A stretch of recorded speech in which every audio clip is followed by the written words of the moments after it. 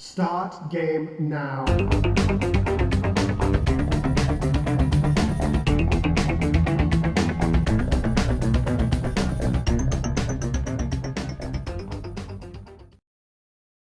Hey Bib, what's up? Oh, you're jealous because AT-AT Commander brought his favorite shooter and you want to bring yours? What's that? Xevious again, but this time for the Nintendo Entertainment System.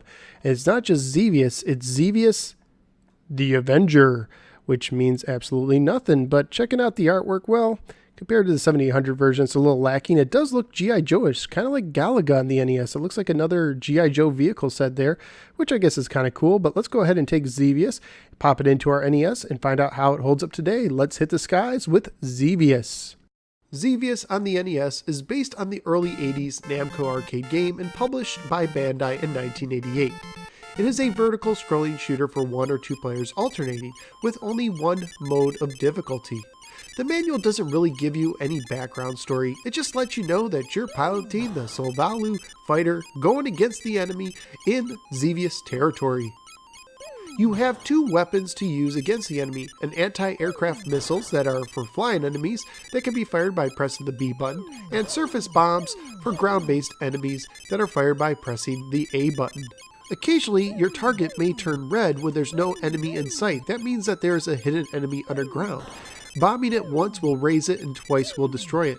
There are also hidden flags throughout the course that can be raised by bombing certain areas. Flying over these will earn you a free life.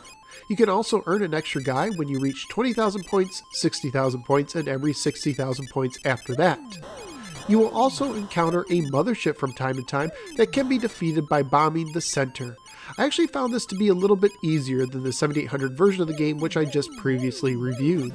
But of course you could also just decide just to avoid it until it flies away. The game itself also has random checkpoints where if you go far enough, you'll be able to restart if you're destroyed.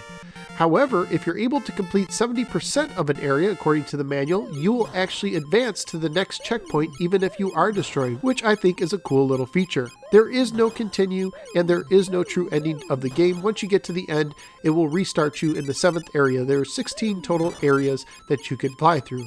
Graphically speaking, I do like the colors. I think they're richer and darker than the 7800 version, but I do miss some of the textures that were on the 7800 version.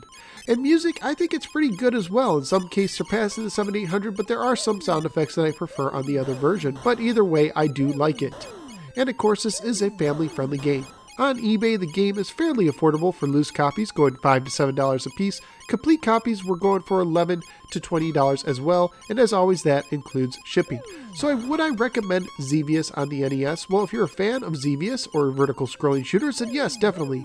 Xevious is a classic, and it translated very well to the NES. I do wish it had the ability to select difficulties, but I do think that this version is probably a little closer to the arcade version than the 7800 version. Overall, if I had to choose between the two of them, because I like being able to choose my difficulties, I'd probably go with the 7800 version, but if you're a fan of this game, you can't lose either way. So where am I going to rank Xevious?